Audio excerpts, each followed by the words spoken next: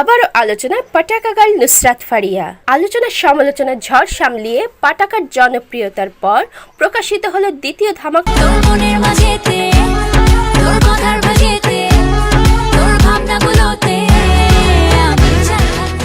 তবে পটাকার নাম নিয়ে যারা সমালোচনার ঝড় তুলেছিলেন, এবার হয়তো এই সমালোচনা পারদ থাকবে অনেকটাই নিচে। কারণ আমি থাকতে চাই নামের মানে নিয়ে হয়তো ফারিয়ার সমালোচকেরা আর প্রশ্ন তুলবে না। তাই ফারিয়া ভক্তরা আশা করতে পারেন এবার সমালোচনা নয়, হবে শুধুই আলোচনা, আর তা হলো আমি থাকতে চাই নিয়ে।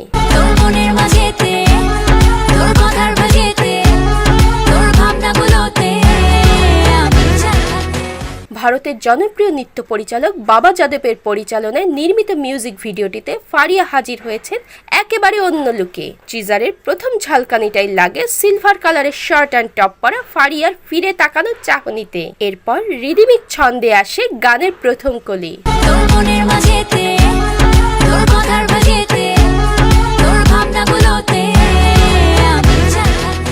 তোর মনের মাঝেতে, কথার ভাজেতে, তোর ভাবনাগুলোতে। গানের এই লিরিকের মাঝে ফারিয়া যেন জানান দিল এবার মিউজিক ভিডিও নিয়ে ভক্তদের ভাবতেই হবে। ভারতের রাজস্থানের মনোরম লোকেশনে হয়েছে মিউজিক ভিডিওটির শুটিং। গানটিতে নুসরাত ফারিয়ার সঙ্গে দ্বৈত কণ্ঠ দিয়েছেন ভারতের মাস্টার ডি। সুর ও সঙ্গীতায়নে ছিলেন মাস্টার ডি নিজেই। SVF এর ব্যানারে নির্মিত হয়েছে মিউজিক ভিডিওটি। তবে গানটির ট্রিজার প্রকাশিত হলেও পুরো গানটি আসতে ভক্তদের অপেক্ষা করতে হবে আরও কয়েকটা দিন।